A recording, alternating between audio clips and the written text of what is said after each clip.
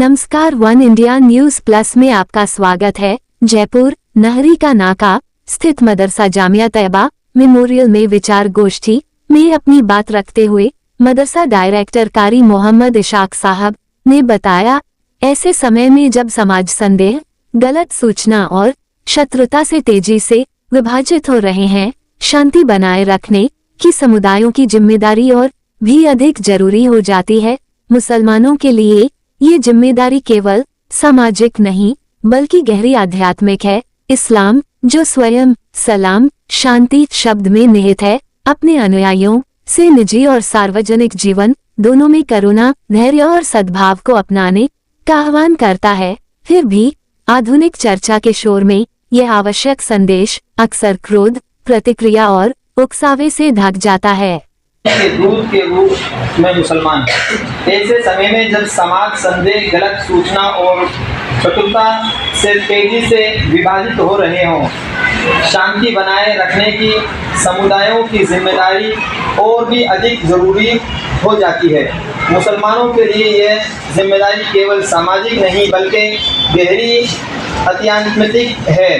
इस्लाम, जो स्वयं सलाम शांति शब्द में निहित है, अपने अनुयायियों से निजी और सार्वजनिक जीवन दोनों में करुणा, धैर्य और संदर्भ को अपनाने का आह्वान करता है। फिर भी आधुनिक चर्चा के शोर में यह आवश्यक संदेह अक्सर क्रोध, प्रतिक्रिया और उकसावे से ढक जाता है।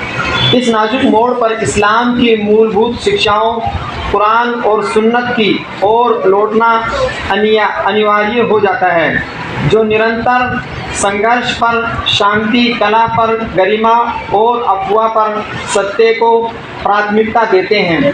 कुरान स्पष्ट रूप से शांति को एक केंद्रीय मूल्य के रूप में स्थापित करता है।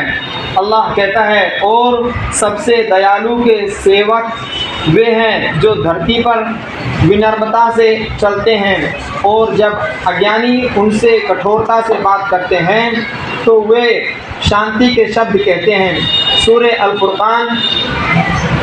यह आयत केवल एक आध्यात्मिक आदर्श ही नहीं बल्कि एक सामाजिक निर्देश भी है। यह मुसलमानों को निर्देश देती है कि वे आक्रोश का जवाब प्रतिशोध से नहीं बल्कि शांति और गरिमा से दें। त्वरित प्रतिक्रियाओं से भरी इस दुनिया में, विशेषकर सोशल मीडिया पर, यह शिक्षा क्रांतिकारी है। यह उकसावे की स्थिति में संयम बरतने और अराजक